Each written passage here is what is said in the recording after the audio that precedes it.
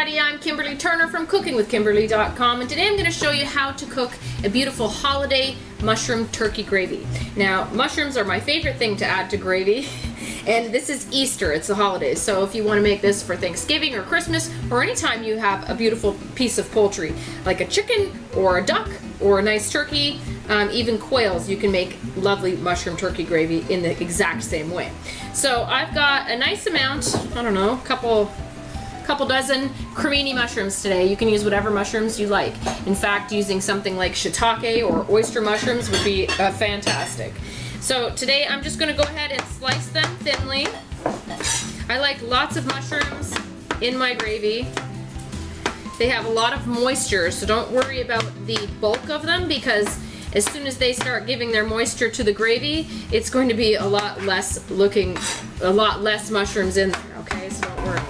Okay, so we're going to use the drippings for our gravy from your poultry. Today is a turkey, a gorgeous, lovely turkey, and it's been resting a little bit. Now we just removed it from the pan. Now we've got some beautiful drippings. They're very, very flavorful. I can't really show them all to you. They're all down here. But you do have some little bit brown burns around the edges, and that's awesome too. You're going to work that into the gravy. All of that is fantastic flavor. So I've got a bridge element on my flat top, and I'm going to use that because I'm just going to do it right here in this great big pot.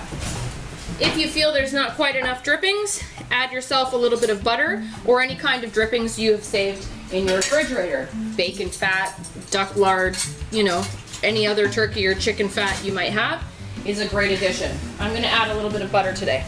Now that I've got this on the bridge burner, I'm going to throw my mushrooms in there. I want to saute these mushrooms, okay? They're also going to help me deglaze the pan. All those little burnt bits and gorgeous things, scrape them. Scrape them with your spatula off the sides and off the bottom, and you're going to be so happy with the results, okay?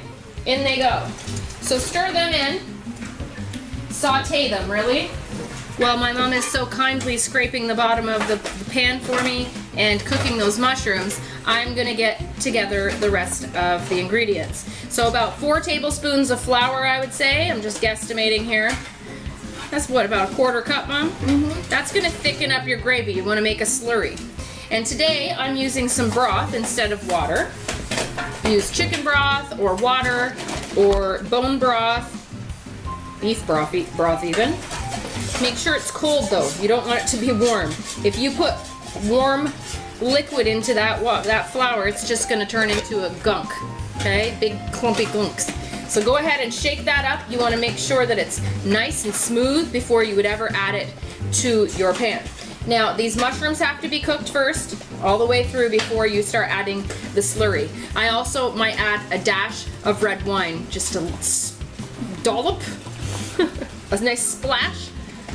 All right, that's ready to go for you, Mom. Thank you. That's extra flavor, and it's also going to help extend your gravy, so you have more gravy.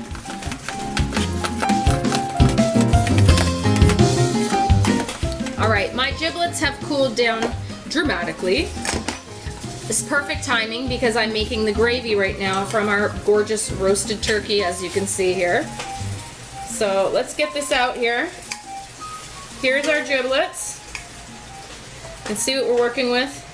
And I'll show you this gorgeous broth we've got going on here. That's going into our gravy today.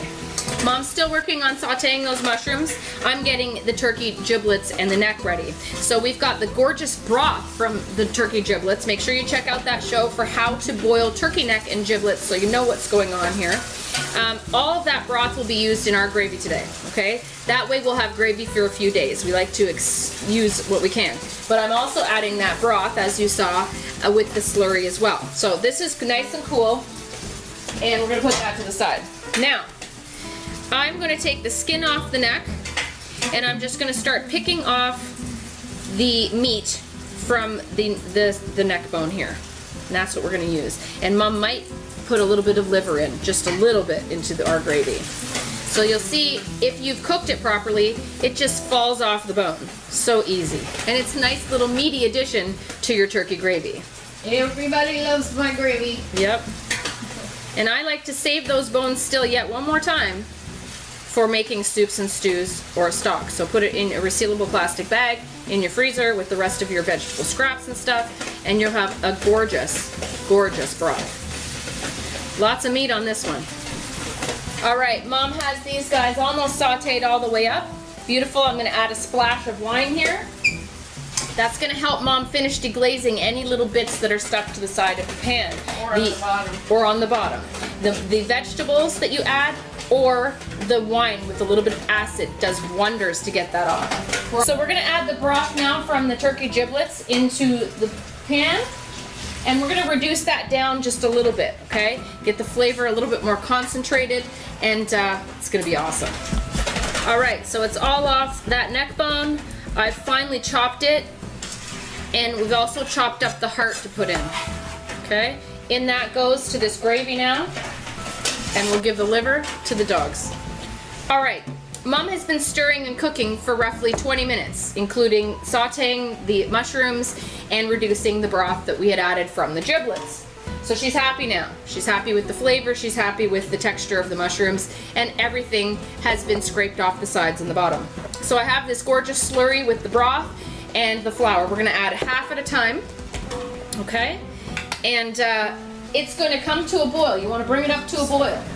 Once it comes up to the boil, you're gonna see its full thickening power.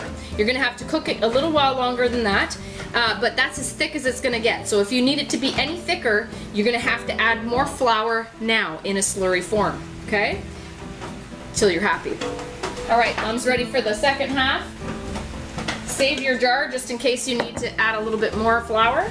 Now Mom's just waiting for this to come back up to a boil. You'll see us in a sec. All right, this gravy is done. Mom has done a beautiful job for me while I'm working on other things. Here, I'm going to show you the consistency. I can't show you any other way but like this. I will ladle some into the gravy boat so you can see. Here you go. Tons of mushrooms. I love chunky mushrooms. Little pieces of turkey meat in there from the giblets and the neck. You are going to love this. I am going to do a little taste test again just because it's so good. I want to show you. Let me get a little mushroom, a little bit of that gravy.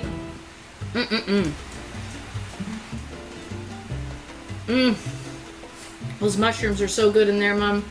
They're still moist and beautiful. So good.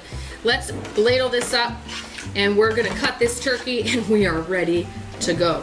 This gravy is gonna be flying out of this pan. Hopefully we made enough for the next few days, because wow, that is some great, flavorful gravy. Yum, Mom. Good job, man. It's usually the pièce de resistance on the table because it goes on your bird, it goes on your potatoes, it goes on your stuffing, and sometimes everything else too. So there you go. I can't really show you really well better than that, but I can tell you that is some tasty gravy. All right? So that's how you do it, folks. That's how you cook a holiday mushroom turkey gravy. You can do it too. All right? Follow me on Twitter at Cooking with Kim, E with a capital E, like the fan page at facebook.com/cookingwithkimberly. My shows are on iFood TV at my.fossum.tv/cookingwithkimberly, youtube.com/cookingwithkimberly. You can find my channel on Roku, Cooking with Kimberly, and I'm also syndicated on Apple TV and Amazon and a few other places. Come to my website at cookingwithkimberly.com and subscribe. Interact with us and let us know what's going on in your culinary world, all right? Be a champion in your kitchen and eat deliciously.